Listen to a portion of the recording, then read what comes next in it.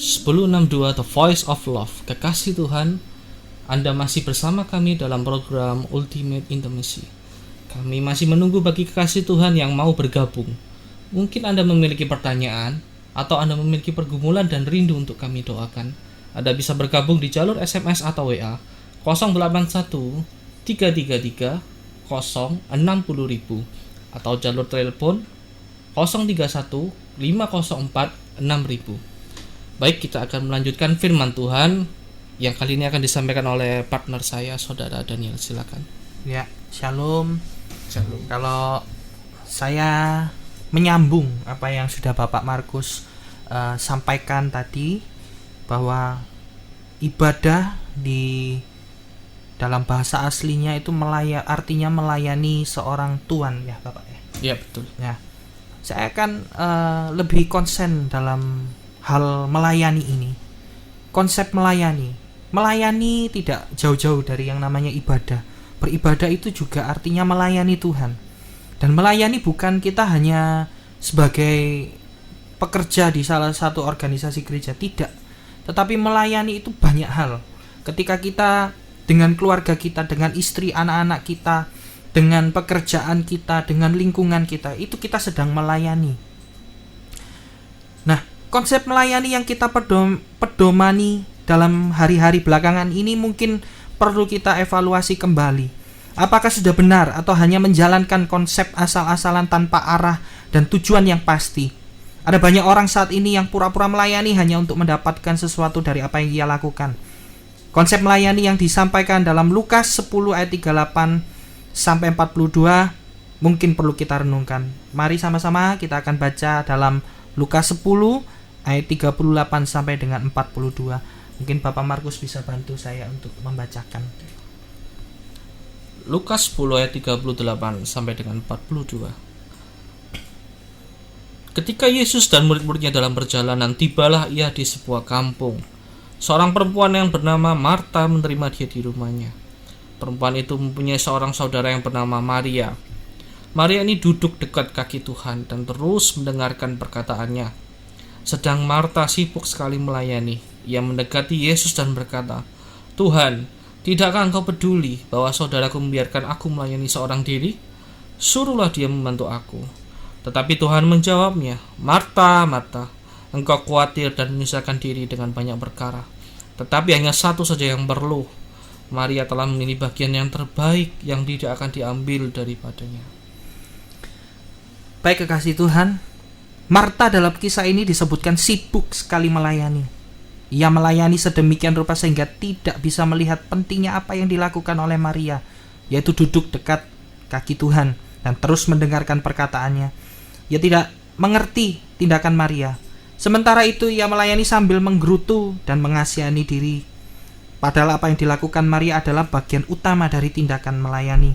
Hati yang menyembah dan rindu mendengarkan suara Tuhan ibarat mata air dari sebuah tindakan pelayanan. Tanpa itu, melayani hanya akan menjadi sederet kesibukan dan kegelisahan yang serba menyusahkan diri dengan banyak perkara.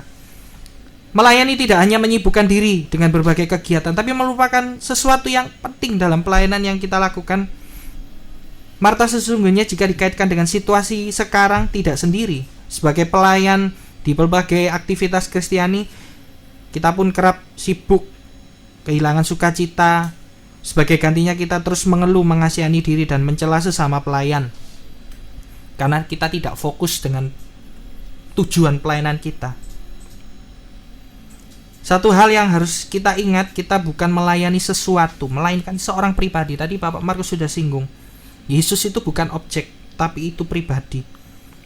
Tanpa hubungan kasih yang hangat secara pribadi dengan Yesus, pelayanan akan menjadi beban. Marta tidak keliru karena melayani, ia keliru karena melupakan nilai penting tindakan Maria. Masihkah kita melayani karena kita mengasihi Yesus? Bapak Ibu Saudara, saya baca, saya renungkan firman ini. Saya juga sebagai seorang pelayan Tuhan, Bapak Markus juga sebagai seorang pelayan Tuhan, Bapak Luki juga melakukan pekerjaannya, itu merupakan pelayanannya juga. Ini sebuah renungan buat kita semua. Apapun yang sedang kita lakukan, pelayanan kita, apa yang kita sedang kerjakan, coba kita renungkan apa yang dilakukan Marta dan Maria. Saya tidak memandang keduanya ada sisi positif dan negatif, tetapi saya melihat keduanya mempunyai sesuatu yang positif dan itu menjadi keseimbangan. Tetapi ada kesalahan. Bagaimana Marta menyikapi sikap dari Maria. Untuk itu Bapak Ibu Saudara, dari cerita ini ada poin-poin yang perlu kita tangkap supaya kita mengerti konsep melayani Tuhan, melayani pribadinya, melayani pekerjaannya dengan benar. Di dalam Lukas 10 ayat 38, bisa sekali lagi Bapak Markus bisa bacakan. Lukas 10 ayat 38. Ketika Yesus dan murid-muridnya dalam perjalanan, tibalah ia di sebuah kampung. Seorang perempuan yang bernama Marta menerima dia di rumahnya. Nah, Bapak Ibu Saudara, ada tertulis, ini kunci yang penting. Ada kata-kata Marta menerima dia di rumahnya. Marta menerima Yesus di dalam rumahnya. Sebagai orang percaya, poin ini adalah hal yang terutama dan terpenting. Menerima Yesus dalam hidup kita. Tanpa menerima dia dalam hidup kita, kita tidak akan mungkin menangkap isi hati Tuhan. Apalagi seorang pelayan Tuhan, menerima dia secara pribadi artinya kita total melepaskan diri kita dipimpin oleh Roh Kudus.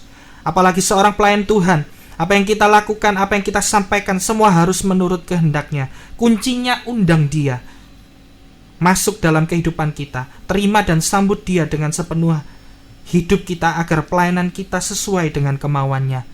Sama ketika kita sedang beribadah, undang Yesus dalam kehidupan kita.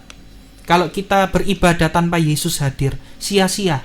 Tetapi kalau kita beribadah, kita melayani Tuhan, kita undang Yesus ada di tengah-tengah kita, saya percaya Bapak Ibu Saudaraku, Tuhan sanggup melakukan apapun yang Bapak Ibu Saudaraku perlukan saat ini dimanapun Bapak Ibu Saudara berada. Amen. Kemudian yang kedua, poin yang kedua ada di Lukas 10 ayat 39.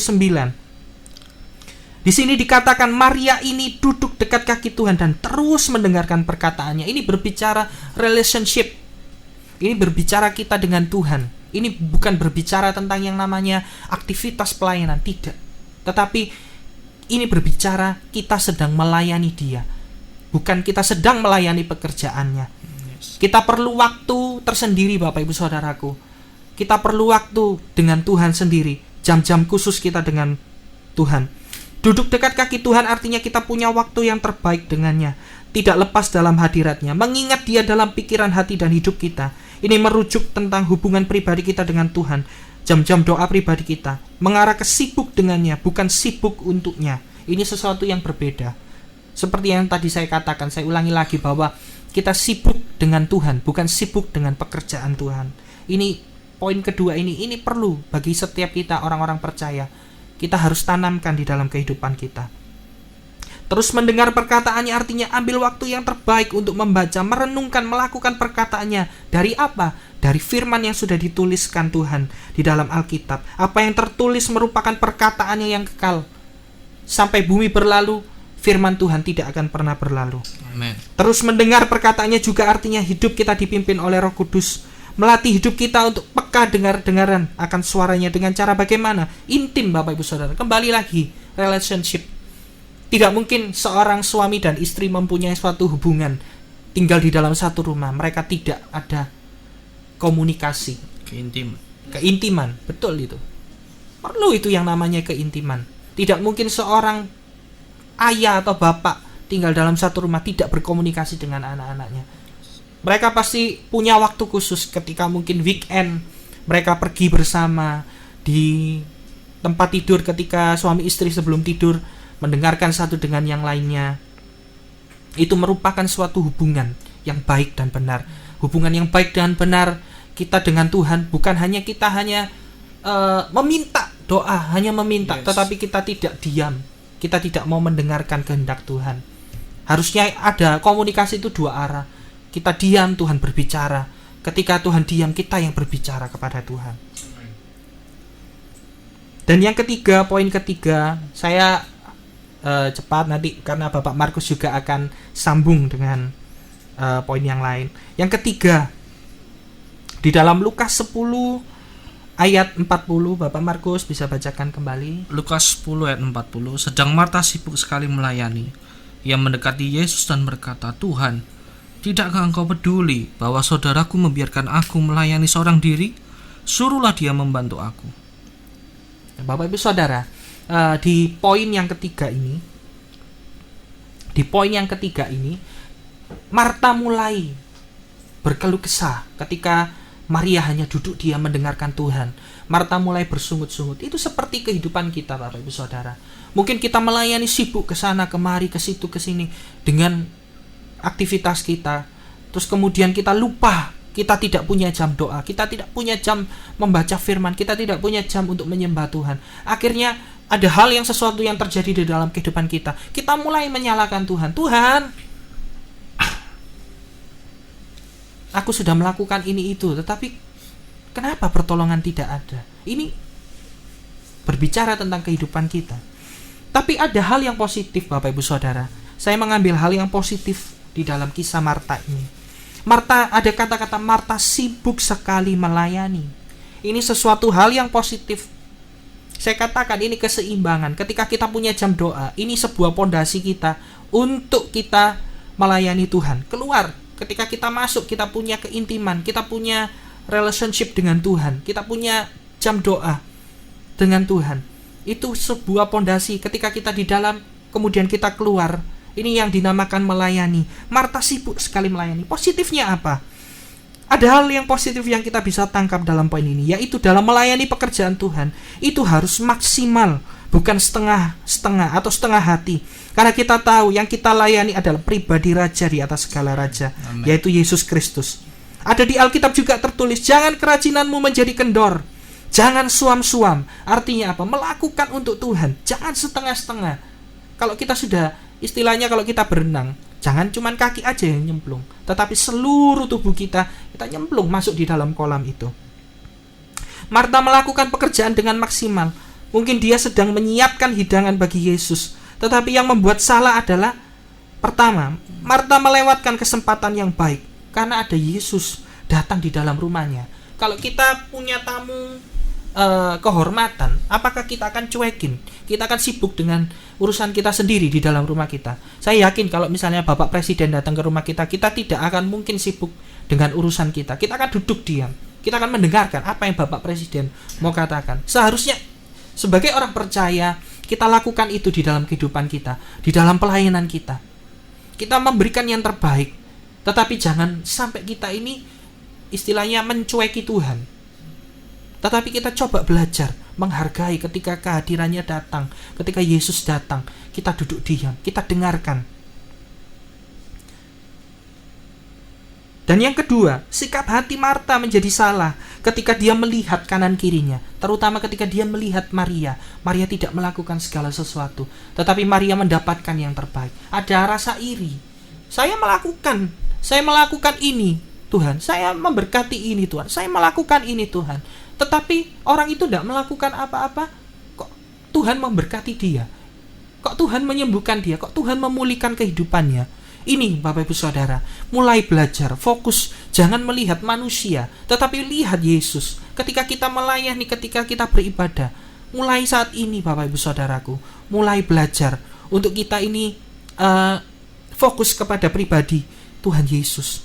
Karena cuma dia sumber kehidupan, bukan manusia Bapak Ibu Saudara. Jangan andalkan manusia. Manusia terbatas, tetapi Tuhan kita tidak pernah dibatasi oleh apapun. Amen. Dan yang keempat, poin terakhir Bapak Ibu Saudaraku, di dalam Lukas 10 ayat 41 sampai dengan 42, bisa dibacakan kembali Bapak Markus. Lukas 10 ayat 41 sampai 42. Tetapi Tuhan menjawabnya, Marta, Marta, engkau khawatir dan menyusahkan diri dengan banyak perkara. Tetapi hanya satu saja yang perlu. Maria telah mengambil bagian yang terbaik, yang tidak akan diambil daripadanya. Di dalam ayat ini Bapak Ibu Saudara, Tuhan mulai menegur Marta. Marta di ayat sebelumnya mulai bersungut-sungut. Tuhan mulai menegur. Apa yang ditegurkan oleh Tuhan di dalam Marta intinya? Jangan kita ini selalu khawatir, dan jangan kita ini selalu sibuk dengan pikiran kita sendiri. Terkadang apa yang kita pikirkan itu tidak sesuai dengan rencana Tuhan. Poin yang saya tangkap, yang saya garis bawahi adalah rendah hati untuk mau ditegur dalam melayani. Buka hati kita Bapak Ibu Saudara. Kalau kita sudah melayani di dalam satu organisasi gereja, buka hati kita kalau kita mau dimentori, kita mau dibimbing, buka hati. Jangan kita melawan. Ketika mungkin Tuhan melalui pimpinan kita, Tuhan tegur kita dalam melayani. Seperti Tuhan Yesus menegur Marta. Marta di dalam ayat selanjutnya, Marta tidak berbantah-bantahan dengan Tuhan. Tetapi saya percaya Marta membuka hatinya ketika dia ditegur. Ketika Marta mulai bersungut-sungut, Tuhan mulai menegur Marta. Terkadang ini yang sering terjadi dalam melayani Tuhan. Ketika apa yang kita lakukan tidak sesuai dengan yang kita mau, kita mulai bersungut-sungut tidak jelas, menyalahkan kanan kiri. Terkadang Tuhan pun kita salahkan. Padahal yang salah kita. Kita terlalu sibuk dengan urusan kita sendiri. Kita terlalu sibuk dengan pergumulan kita sendiri. Kita lupa ketika Tuhan di atas kayu salib, Tuhan berkata semuanya sudah selesai. Artinya semua sudah ditanggung di atas kayu salib. Kesakitan kita, ekonomi kita. Mungkin Bapak Ibu Saudara akan berkata, wah Bapak Daniel ini enak kalau bicara ya. Jangan khawatir. Saya sebagai manusia Bapak Ibu Saudara, saya juga khawatir. Tetapi saya tidak mau dikalahkan kekhawatiran saya. Saya akhirnya menjadi lupa kalau saya punya Tuhan yang besar, Tuhan yang sanggup mengatasi segala masalah saya. Amen. Coba Bapak Ibu Saudara yang ada di rumah, dimanapun Bapak Ibu Saudara berada, buka hati Bapak Ibu Saudaraku. Kalau mungkin ada teguran-teguran yang saat ini Tuhan mau katakan di dalam kehidupan Bapak Ibu Saudaraku, mungkin Tuhan ingatkan kembali apa yang sudah kita lakukan. Saya percaya Tuhan kita bukan Tuhan pendendam. Dia Tuhan yang mengasihi kita, Tuhan yang mengampuni kita. Kalau kita buka hati, kita serahkan semuanya ke dalam tangan Tuhan. Saya percaya sakit apapun Bapak Ibu Saudaraku, kelemahan apapun, Tuhan akan ubahkan itu semua menjadi sukacita dan tari-tarian. Hal ini penting dalam melayani, yaitu rendah hati, supaya kita mau dididik, ditegur, dan diperbaiki dalam melayani, baik oleh Tuhan secara pribadi atau pimpinan kita. Ini yang saya sampaikan, sharing yang sederhana Bapak Ibu Saudaraku.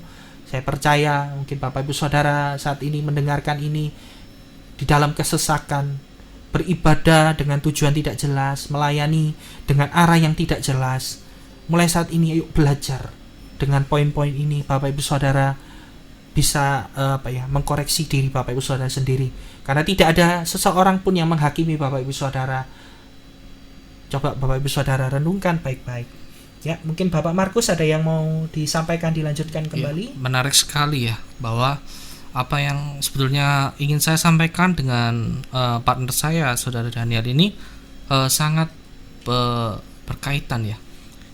Ketika saya mencari tema untuk apa yang akan saya sampaikan malam ini, saya nggak pernah ngomong sama Saudara Daniel ya. Ketika saya berdoa Tuhan, ya, apa kita yang beda harus, rumah soalnya. ya, betul ya. Ketika saya ingin menyampaikan apa Tuhan yang harus saya sampaikan, teman, saya berdoa satu malam karena saya mendadak diberitahu bahwa saya harus menggantikan untuk jadwalnya Bapak Gembala Sudarso Susilo ya, karena berhalangan hadir. Saya langsung berdoa semalaman, Tuhan apa yang harus akan saya sampaikan gitu untuk di radio ini, karena ini pertama kali untuk saya dan Saudara Daniel di tempat ini ya. Jadi mohon maaf kalau kami ngomongnya belepotan ya, kekasih Tuhan ya. Jadi ketika saya berdoa, Tuhan menaruh satu tema dalam hati saya, yaitu tujuan beribadah, yaitu menyembah Dia. Nah, jujur saya tidak pernah konfirmasi hal itu kepada Saudara Daniel. Ketika saya konfirmasi itu sekitar jam 5 sore tadi, saya telepon Saudara Daniel bahwa apa yang saya sampaikan adalah berkaitan tentang ibadah. Tujuan ibadah yaitu penyembahan, menyembah Dia. Seperti yang dikatakan di Saudara Daniel tadi, poin kedua apa ya, Saudara Daniel? Poin kedua ini tentang relationship dengan Tuhan. Ya. Maria ini duduk dekat kaki Tuhan dan terus mendengarkan perkataannya. Nah, ini sangat menarik sekali ya, kekasih Tuhan ya. Ketika dikatakan bahwa Maria mengambil bagian terbaiknya ketika dia duduk diam di bawah kakinya Tuhan. Sebetulnya Marta juga mengambil bagian yang terbaik ya, Saudara Daniel ya. Iya, dia mengambil bagian yang terbaik di dalam melayani. Yang saya sampaikan tadi, dia melakukan hal yang maksimal dalam pelayanan. Ketika kita melayani Tuhan itu jangan berkata saya tidak bisa, Tuhan saya mau melayani apa, saya tidak bisa, saya cuma begini. Tidak. Kalau kita cuma bisa memberikan salam dan senyum menjadi pelayan Tuhan, lakukan yang terbaik. Ya justru bagi saya bahwa pelayanan asar itu adalah pelayanan yang terberat. Ya, betul. Betul ya. Betul. Bahwa ketika kita bertemu seseorang, kita sudah mulai melupakan ego kita. Yes. Kita akan menyampaikan salamnya shalom dengan sukacita, dengan muka yang penuh sukacita, penuh ceria. Kalau seandainya hati itu pada waktu hari itu hatinya lagi dongkol gitu, gimana ya? Nah, Itu luar biasa sekali bahwa Tuhan itu tidak melihat apa sih pelayanan kita sebenarnya, apapun bagian kita itu semuanya itu berharga di mata Tuhan. Terbaik di mata Tuhan. Betul, itu terbaik di mata Tuhan. Baik ya saudara kekasih yang ada di rumah, saya akan melanjutkan tentang Efesus 1 ayat 4. Nah, alasan kenapa sih kok kita harus melayani Dia? Alasannya kenapa sih kok kita harus datang ketemu Tuhan? Apa sih alasannya kita harus menyembah Dia? Saya ulangi ya saudara kekasih yang ada di rumah, di dalam Efesus 1 ayat 4 dikatakan bahwa sebab di dalam Dia Allah telah memilih kita sebelum dunia dijadikan, supaya kita kudus dan tak bercacat di hadapannya. Ya, dikatakan sebab di dalam Dia. Kalau dalam terjemahan bahasa Inggrisnya itu dikatakan bahwa according. Kalimat awalnya according. Ketika saya mencari di Google ya, apa sih according itu, ternyata ketika saya search dan Google menampilkan bahwa according itu adalah selaras. Ya, selaras.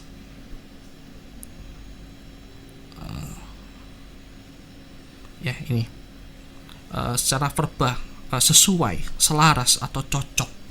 Ya, dikatakan bahwa ketika kita sudah masuk ke dalam hadiratnya, ketika kita sudah masuk ke dalam frekuensinya Allah, ketika kita masuk menyembah Dia, ketika kita sudah di alam roh bertemu dengan Dia, seperti yang disampaikan oleh saudara Daniel, kita fokusnya adalah Tuhan, tidak ada yang lain. Jangan kita datang dengan, mungkin ada ayat firman yang berkata, Tuhan Yesus berkata bahwa marilah datang kepadaku yang letih lesu dan beban berat. Tetapi bukankah kita datang ke hadiratnya semata-mata karena kita ingin bertemu dengan Dia, karena kita ingin berkomunikasi dengan Dia, kita ingin menjalin sebuah keintiman dengan Dia. Banyak sekali anak-anak Tuhan, mungkin saya sendiri juga, firman ini juga menegur untuk saya pribadi, bahwa saya belajar bahwa ketika saya menyampaikan, ketika saya bertemu dengan Tuhan, saya tidak lagi meminta apa-apa kepada Tuhan. Saya cuma ingin, saya mau seperti kata Daud, lebih baik 1 hari diam di pelataran-Mu daripada 1000 hari di luar. Ketika saya belajar, Tuhan, saya mau datang menyembah Engkau, sekalipun saya harus di atas sepeda motor ya. Ketika saya bekerja, saya di atas motor pun saya selalu memuji Tuhan, saya ingin menyembah Dia. Semata-mata saya ingin belajar. Ketika saya menghadap ke hadiratnya itu bukan semata-mata Tuhan, saya kepingin loh Tuhan, pergumulan saya itu dijawab loh. Saya ingin Tuhan, sakit seperti yang dikatakan saudara Daniel tadi, yang disampaikan bahwa saya ingin Tuhan, sakit penyakit saya sembuh. Saya ingin Tuhan, keadaan ekonomi saya dipulihkan. Tapi tanpa kita sadari bahwa di Efesus 1 ayat 4 dikatakan according. Ya, secara verba saya cari di Google artinya sesuai, selaras. Ketika kita berjalan selaras dengan Tuhan, berjalan bersama Dia seperti yang saudara Daniel katakan tadi, seolah-olah masalah kita itu lebih besar dari Tuhan kita. Kita lupa bahwa kita memiliki Tuhan yang lebih besar dari masalah kita. Amin. Tanpa kita sadari, ketika kita datang kepada Tuhan, semata-mata Tuhan, ini loh aku Tuhan, anakmu. Tanpa kita ngomong pun Tuhan tahu kok bahwa kita ini punya beban berat. Tanpa kita ngomong pun Tuhan pasti tahu kok apa yang kita alami saat ini. Hanya ketika kita datang, kesannya kita terus meminta kepada Tuhan. Mohon maaf bila kita datang kepada Tuhan kadang-kadang ke gereja ketika beribadah, oh ini ada KKR kesembuhan.